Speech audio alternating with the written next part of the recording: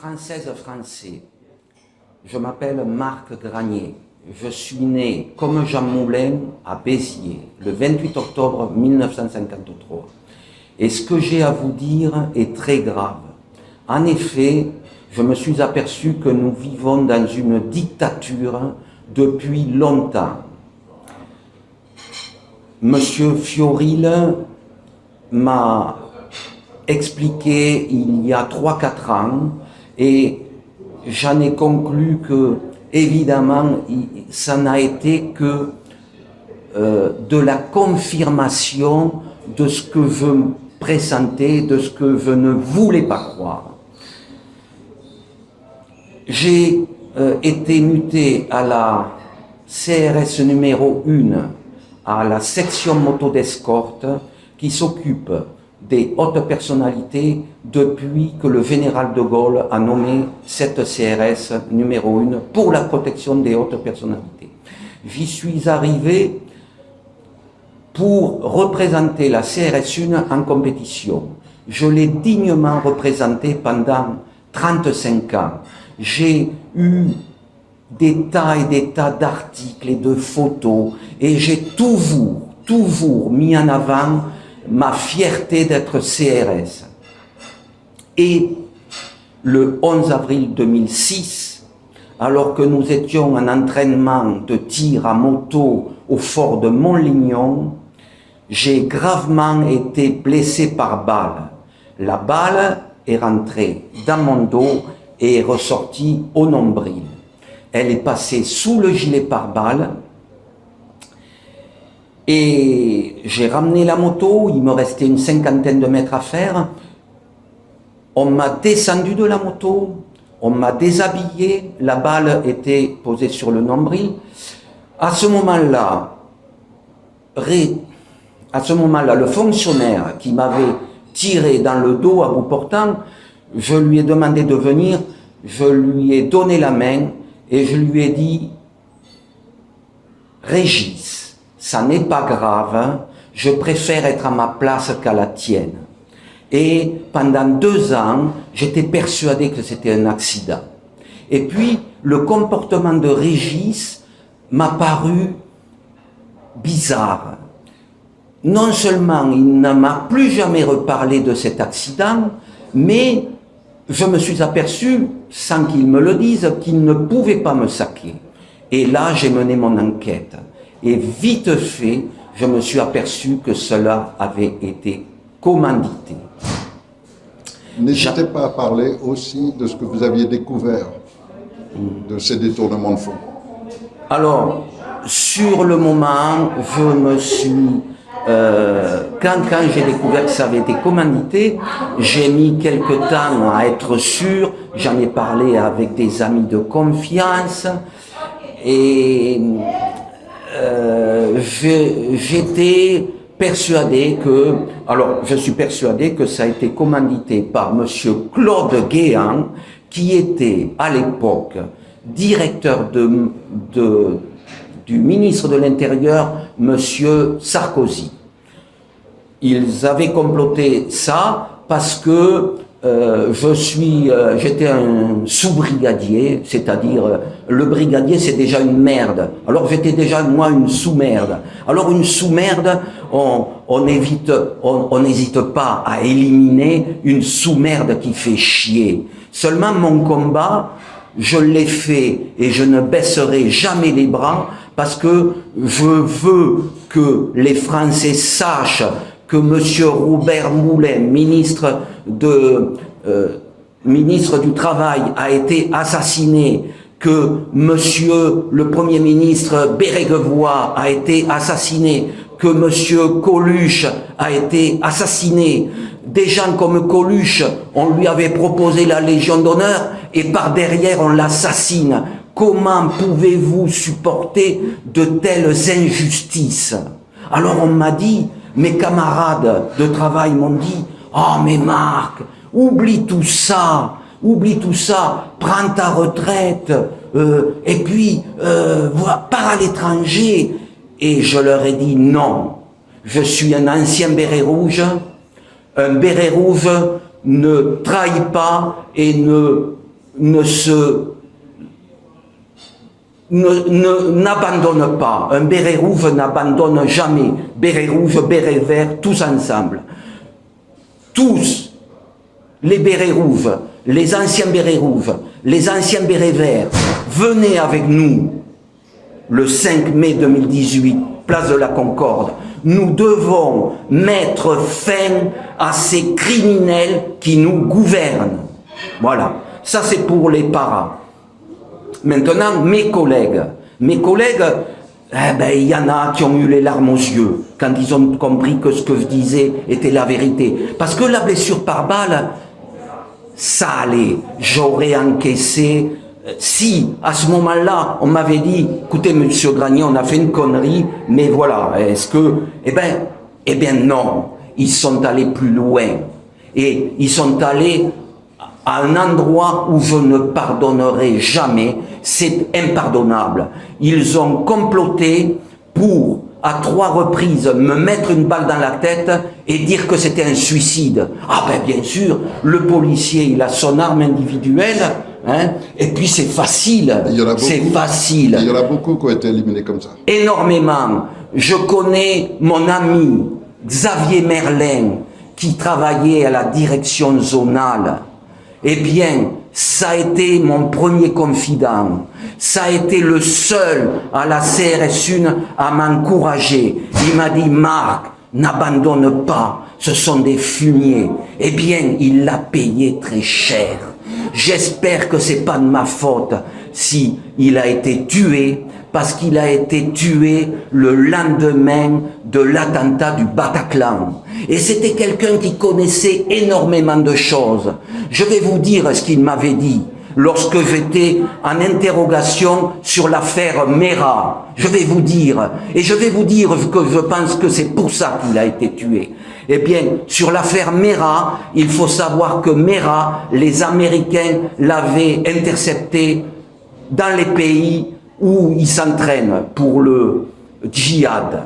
Et les Américains ont dit à la France, nous tenons un djihadiste français qui s'est entraîné dans les camps et qui rentre en France. Que faisons-nous? La France a dit, laissez-le. Et M.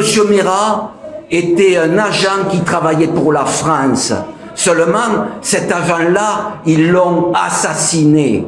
Ils l'ont assassiné. Et alors après, on invente tout ce que... Et alors, tout le monde descend, tous les partis politiques descendent à Carcassonne. J'y étais. J'assurais la protection de monsieur le Premier ministre, monsieur François Fillon, qui est un homme remarquable. Voilà. Alors, les hommes remarquables, on les dézingue. Ah ben ils auraient très bien pu empoisonner monsieur Fillon, ils auraient très bien pu, ils étaient capables de tout. Voilà. Alors, mon copain Xavier Merlin, grâce à lui, je suis encore en vie, parce qu'il m'a conseillé, et grâce à lui, je suis en vie. Il m'a dit, Marc, ils n'auront jamais ce que tu as dans la tête, tu sais que les planques, ça dure, mais au bout d'un moment, eh bien, c'est ce qui s'est passé et je leur ai toujours échappé. Il n'y a pas que ça. Je leur ai échappé parce que, personnellement, je suis convaincu que le bon Dieu existe. Je suis redevenu croyant, pratiquant, comme le colonel Beltrame, hein? Je préfère pas en parler, mais lui, comme moi, nous sommes des anciens parents et nous sommes des chrétiens. Est-ce que vous croyez qu'il est logique qu'un lieutenant-colonel se propose comme otage? Bien sûr que non, bien sûr que non. Tout a été préparé. Alors, j'ai pas donné les précisions au sujet de mes tentatives d'homicide maquillées en suicide. Donc je vais les donner. Eh bien les précisions, elles sont toutes écrites, elles sont toutes minutées avec les acteurs de ces complots. Et j'ai amené à l'ambassade de Russie. J'ai été très très bien reçu Ils m'ont écouté. À 3 reprises, je suis allé à l'ambassade de Russie. Bien sûr, on m'a toujours empêché d'y aller. Alors j'y allais avec ma petite 125 Yamaha et je passais tous les feux rouges et personne ne pouvait me suivre. Et je les ai ruinés parce que maintenant, s'il m'arrive quelque chose, eh bien, il suffit de demander à l'ambassade de Russie d'avoir ces écrits où tous les noms des fonctionnaires impliqués sont notés. Et alors, ça aussi au Conseil national de transition, et on les a aussi le dossier. Au Conseil national de transition aussi, et j'ai rencontré 4 avocats. Le premier avocat que j'ai rencontré, Maître Gilbert Collard, il a été bien avec moi, parce qu'au début, il m'a aidé, et il m'a dit, monsieur, qu'est-ce que vous voulez faire? Je lui ai dit, la tentative d'homicide par balle, j'ai pas rêvé, je l'ai bien pris la balle. Alors je veux déposer plainte. Il m'a dit d'accord, on se revoit la semaine prochaine. Et la semaine d'après, eh bien il avait été conseiller et il m'a dit que non, il pouvait pas m'aider. Je lui ai dit parce que c'est une affaire d'État. Il m'a dit oui, mais il a été bien, il a été honnête avec moi parce que c'est pas le cas de tous les avocats. Et les victimes du Bataclan qui ont comme avocat Olivier Maurice, eh bien, je vais vous raconter ce que m'a fait Olivier Maurice. C'est une honte. Parce que j'ai eu du mal à le rencontrer. Quand je l'ai rencontré, il m'a dit, Monsieur Granier, si vous venez dans mon bureau, vous m'amenez 7200 €. Je lui ai dit, pas de problème. Ils savaient que je ne les avais pas, les 7200 €. Ils savent tout. D'un clic, ils vous coupent votre compte en banque et vous ne pourrez plus rien faire. Il faut se réveiller. Et si vous ne vous réveillez pas, il sera trop tard. Qu'est-ce que vous diriez à vos collègues qui vont être envoyés par ces mêmes criminels qui ont usurpé le pouvoir? Ils vont se servir d'eux contre la tentative qu'on va faire le 5 mai prochain, donc dans 3 jours, d'offrir au peuple de France, enfin, de sortir de toute cette gabegie, de tout ce marasme, de toute cette criminalité qui devient institutionnelle. Eh bien, je vais être solennel.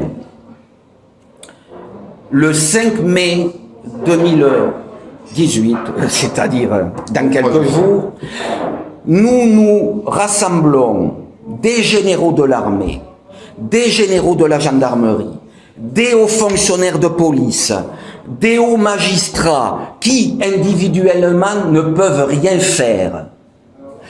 Et ils savent que les traîtres à la nation nous envoient dans le mur.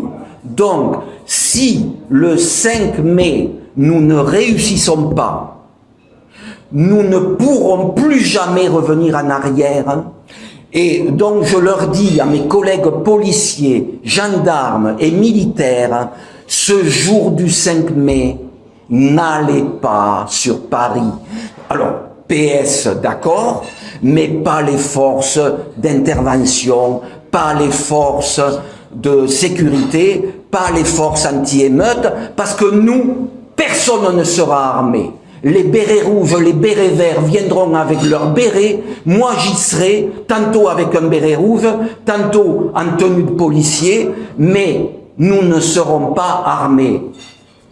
Mon arme, c'est mon bâton télescopique, parce qu'avec ça, je ne peux pas me suicider. Donc, je n'aurai pas d'arme, et les gens qui seront le 5 mai n'ont aucune arme. On aura un certain nombre de généraux de la gendarmerie, de magistrats, etc., qui seront avec nous, et beaucoup de femmes, de policiers qui se sont engagés à être aussi avec nous. Ce qui veut dire qu'en fait, les CRS qui vont être envoyés risquent de s'en prendre aux femmes de leurs collègues, de s'en prendre à leurs supérieurs, qui sont intègres et défendent la nation. Et ceux-là vont défendre le Conseil national de transition, vont être dans nos rangs.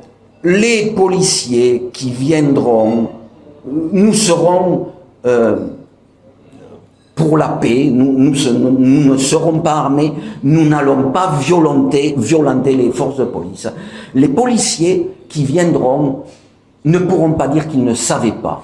Je leur demande de ne pas écouter les ordres de la hiérarchie franc-maçonne, parce que ceux-là sont des traîtres à la nation.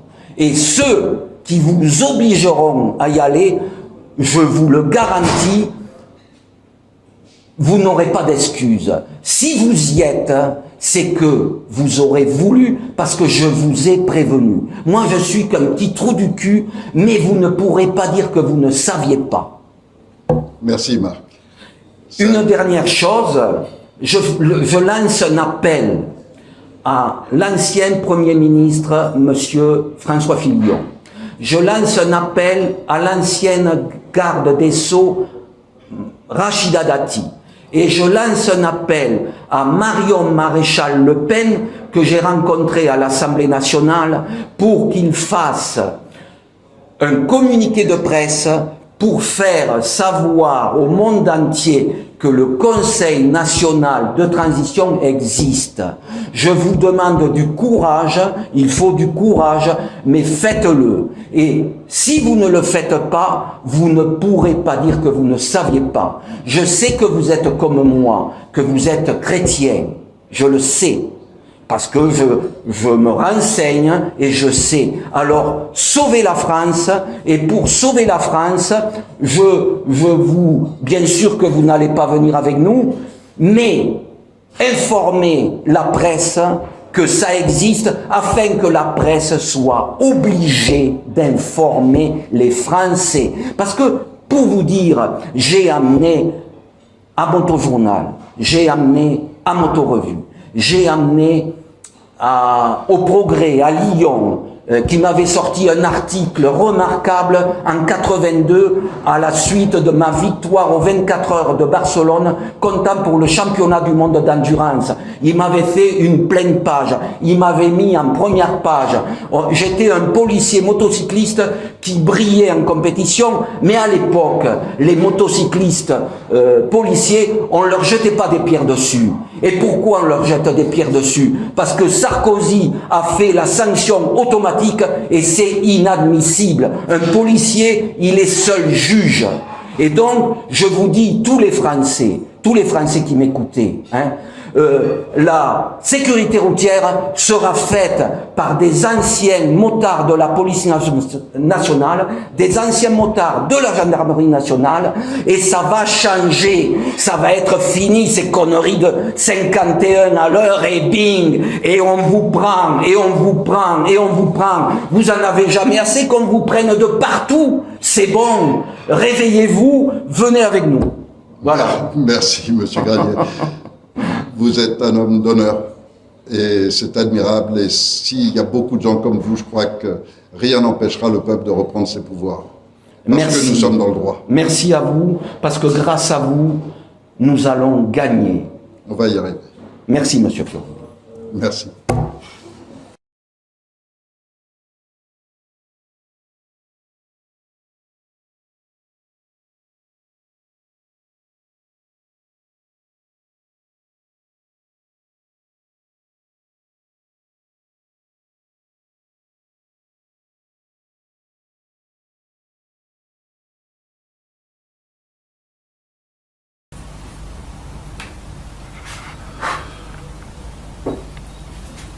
Ok. Bon, alors nous sommes le 4 mai et pardon, je suis pas rasé, je fais ça à toute vitesse et il n'y aura même pas de présentation ni de montage de cette vidéo, mais je vous passe juste quelques informations vraiment importantes. Suite à la vidéo qu'on a fait avec monsieur Marc Granier, qui est le CRS que vous pouvez voir sur la vidéo qu'on a lancée avant-hier, tard. Eh bien, nous avons reçu pas mal d'appels qui laissent entendre que beaucoup d'autres membres des forces de l'ordre, même des gens importants, sont prêts à dénoncer énormément de choses. Il a donné un exemple extraordinaire de courage et en même temps d'intégrité. Chose que manifestement beaucoup de gens dans la police et dans la gendarmerie veulent aussi se libérer de choses qu'ils ont vues, qu'on leur a interdit de répéter, de choses qu'ils savent et qu'ils ne doivent pas dire, etc. Et donc, il est en train de faire une émule. une émulation énorme qui va toucher certainement beaucoup de gens, et ça va être vraiment ce qu'on appelle l'apocalypse, le vrai terme qui signifie lever le voile, qui signifie la vérité apparaît, éclate. Et là, on est vraiment dans ce schéma en ce moment. Et hier soir, Marc Granier a été arrêté par la police et est actuellement en garde à vue. Alors le processus habituel dans ce genre de choses, c'est qu'ils arrêtent la personne, ensuite ils la droguent pour essayer de la faire passer pour fou, ils l'internent toujours avec la complicité d'un franc-maçon qui sera le psychiatre expert soi-disant, et ensuite ils vont le droguer pour réellement le rendre fou. Et ça, c'est un schéma tout à fait classique. C'est déjà arrivé malheureusement à plein de gens. Il y a plein de CRS qui, comme Laurent Cuenca par exemple, avec qui j'ai fait une vidéo il y a longtemps, qui lui-même a été victime de ce genre d'agissement. Donc on est vraiment dans un monde de police, dans un monde policier, de dictature totale gravissime. Et il faut que les gens en prennent conscience. Vous vous rendez compte qu'il a fait une vidéo, il dénonce des choses, et on a un dossier complet avec toutes les preuves, avec le nom des participants. Et le lendemain même, il est arrêté par la police et mis en garde à vue. C'est la France, le pays des libertés, c'est une honte. Par ailleurs, nous avons aussi reçu l'assurance par la principale chaîne de télévision russe, ainsi que par une chaîne de télévision américaine qui serait présente demain à la place de la Concorde. Donc tout va être suivi au niveau international. Et il y aura sûrement d'autres chaînes, d'autres pays, bien sûr. Les seuls qui vont briller par leur absence sont les médias français. Car aucun média français n'a pris le soin, n'a pris la peine de pouvoir annoncer les événements. Et les manifestations qu'ont lancé la franc-maçonnerie à travers leurs représentants pour essayer de dévier la manifestation vers l'Opéra au lieu de la Concorde, manifestement, ça aussi c'est un échec qu'ils sont en train de vivre, puisque de nombreux participants qui ont été invités à aller à cette manifestation au nom d'un mouvement politique, ce sont des suiveurs politiques, et bien ces gens, beaucoup nous ont manifesté que même s'ils allaient là, ils allaient ensuite directement rejoindre la place de la Concorde. Et donc c'est véritablement une volonté du peuple qui veut plus de ces meneurs politiques et qui veut vraiment que le pouvoir revienne au peuple de France, tel qu'on l'a décrit et tel qu'il est représenté par ce Conseil national de transition. Alors il faut sauver Marc Granier de toute urgence, parce que cet homme a eu un courage exemplaire, et ce sont les gens qu'on doit mettre en exergue, ce sont les exemples dont le monde, dont la France a besoin, mais le monde entier a besoin d'hommes qui sachent encore ce que sont les valeurs d'honneur, de dignité, de droiture, et que toutes ces saloperies de nos dirigeants disparaissent une bonne fois pour toutes. Et je répète que l'ordre officiel légitime de la Cour suprême, donc émanant du peuple de France, qui est le souverain de France, d'arrêter Macron en Nouvelle-Calédonie est lancé. Et on demande aux gendarmes et aux forces de l'ordre de Nouvelle-Calédonie d'arrêter, de procéder immédiatement à son arrestation, à sa détention. Quant aux ordres que vous pourriez recevoir au niveau de vos supérieurs, si ceux-ci acceptent les ordres d'un ministre qui n'est plus ministre, en l'occurrence M. Colombe, qui n'a rien à faire comme ministre, puisqu'il n'aurait jamais dû y être, d'une part, en raison des affaires, je ne vais pas entrer dans les détails, mais il y a quand même beaucoup d'affaires sur son dos de Lyon. De toute façon, aucun ordre d'un ministre aujourd'hui n'a plus aucune valeur. Le gouvernement n'est pas destitué, il n'a jamais été légitime. Et donc à partir de ce moment-là, leur principal chef étant sous mandat d'arrestation, ils le sont tous. Ce qui veut dire que les forces de l'ordre aujourd'hui, si vous recevez des ordres contraires à la loi, tels que d'empêcher le peuple de France d'entrer à l'Élysée et de faire un discours à la nation, alors à partir de ce moment-là, vous devez procéder à l'arrestation de ce meneur hiérarchique, de ce commandant, quel qu'il soit. Vous devez procéder immédiatement à son arrestation. On doit arriver maintenant à assainir notre pays. Absolument, c'est vital. Et ce dernier exemple de Marc Granier, arrêté le lendemain même qu'il fait une vidéo pour dénoncer et dévoiler les choses, vous indique bien quelle est la réalité de la France. Et cette réalité, on n'en veut plus. Et demain, tout va changer. J'en profite au passage pour dire que de toute la France, des gens sont en train de monter sur Paris. Tous les covoiturages sont pleins de tous les côtés. Viennent également les forains qui sont victimes d'une véritable escroquerie qui est en train de se montrer entre le maire Hidalgo. Tout ça, c'est toujours les réseaux de la franc-maçonnerie. Entre le maire Hidalgo et un milliardaire pour essayer d'écarter les forains et de les priver du droit, de leurs droits habituels qu'ils ont sur les fêtes, etc. Donc tous ces scandales-là, il y en a marre. Et donc tous ces gens sont en train de monter sur Paris en ce moment, et ils méritent tous d'être défendus, parce que ça, c'est le vrai droit, c'est la vraie France. Alors, s'il vous plaît, tous, transmettez ces messages, faites passer cette vidéo, dites à tout le monde ce qui est en train d'arriver à Marc Granier, dites à tout le monde qu'aujourd'hui la France, celui qui ose dire la vérité, il est bon pour la prison. Faut arrêter tout ça. Et demain, place de la Concorde, le peuple tout entier doit être présent. Et on reprend notre pouvoir. Stop, j'arrête là. Alors, c'est un bricolage, on n'a pas le temps de faire un montage, je pensais avoir terminé la vidéo, mais je voudrais ajouter encore une petite chose. Il est bien évident que là, c'est une opportunité extraordinaire pour tous les politiciens, hauts fonctionnaires, les gens importants de ce pays, s'ils sont intègres. Alors, ils seront là, physiquement, demain, place de la Concorde, pour réclamer la libération immédiate de Marc Granier.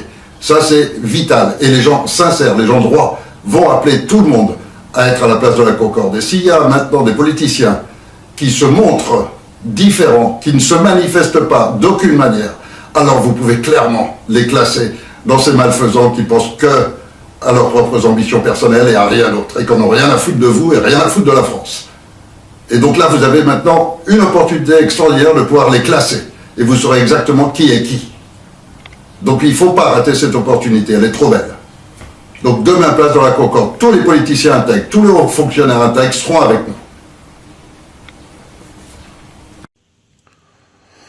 Bonjour, je me présente, je m'appelle Monsieur Diallo Papa Moussa, je suis né le 25 juin 1975 à Colombes dans les Hauts-de-Seine.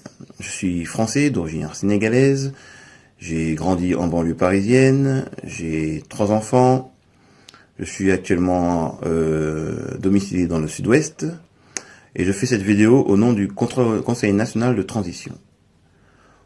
Après une demande de Monsieur Éric Fiorilles, je me permets de faire cette vidéo afin de dénoncer certaines choses ou informer certaines personnes sur les choses qui sont en train de se tramer en France, dont je pense que certaines sont déjà au courant de ce qui se passe. Voilà. Je me suis engagé en 1995 dans l'armée française, parce qu'il y avait encore à l'époque le service militaire, donc j'ai effectué mon service militaire pendant 2 ans, et suite à ces services militaires, je me suis engagé, et j'ai fait une 20aine d'années au sein de l'armée française. Liberté.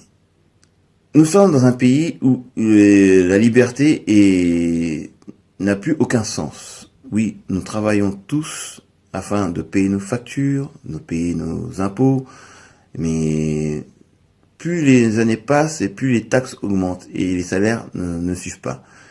Et aujourd'hui, la précarité en France est alarmante. Et nos gouvernements, nos hommes politiques, eux, continuent à s'empiffrer et à engendrer de l'argent sans se préoccuper de ce que la population a besoin. Égalité. L'égalité, j'en parlerai sur un ton assez particulier, parce que voilà, je suis, comme j'ai dit, je suis de nationalité sénégalaise, et je trouve inadmissible, je ne comprends pas encore aujourd'hui en 2018 que le franc CFA, la monnaie de l'Afrique de l'Ouest, la grosse majorité de l'Afrique de l'Ouest, est fabriquée en France. Et oui. Et aucune banque française n'échange le franc CFA contre l'euro. Pourtant, toutes les matières premières sont issues du continent africain. Et ce continent, lui, ne se développe pas comme il devrait se développer, car on dépend encore de la France-Afrique. Et oui, elle existe encore. Même si on nous dit que ce n'est pas possible, ce n'est pas vrai, elle existe encore. Et pourtant, il vient de découvrir encore un gisement de pétrole au Sénégal dont le marché a été remporté par Veolia. Donc, une fois de plus, les populations africaines, eux, ne vont pas voir cette richesse leur revenir, mais c'est une fois de plus nos politiques, les hommes politiques africains, qui font tous partie de la franc-maçonnerie, il ne faut pas s'en cacher, qui vont encore profiter de cette manne financière. Et la fraternité. La fraternité, j'en parlerai sur un ton assez particulier aussi, car voilà, comme je vous avais dit, j'ai servi pendant 20 ans dans l'armée française, et lors de ma dernière opération qui s'est déroulée en 2013 en Centrafrique, à l'issue d'une patrouille, j'ai 2 de mes compagnons d'armes qui ont été pris dans une embuscade et qui sont morts. Moi, je suis père de famille. Et si j'apprenais que mes fils sont morts au combat sur un théâtre d'opération à l'étranger, j'aimerais bien savoir les circonstances dans lesquelles ils sont tombés.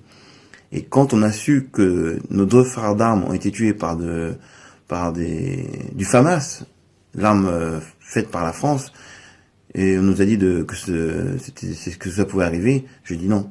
Car les rebelles qui étaient sur place étaient armés en FAMAS, car c'était l'armée tchadienne que la France équipe c'est l'armée tchadienne qui donnait leurs armes aux rebelles. Donc c'était un peu une situation assez particulière pour moi. C'est pour cette raison que j'ai préféré arrêter l'armée. Voilà. Et après ça, on m'a dit que j'avais un droit de réserve pendant 5 ans. Mais quand on sait que les droits de l'homme et la constitution française est complètement bafouée depuis des années, ce droit de réserve, j'en ai rien à foutre. C'est pour ça que je fais cette vidéo, afin de dénoncer tout ce qui se passe actuellement en France. Et je ne comprends pas ce que la population française n'arrive pas encore à ouvrir les yeux et voir ce qui se passe. Alors je vous conjure, il va falloir se réveiller et aller faire cette révolution le 5 mai. Je vous demande de tous venir le 5 mai au rassemblement pour dénoncer tout ce qui est en train de se passer dans notre beau pays. Voilà, je vous dis au revoir et je vous souhaite une bonne soirée.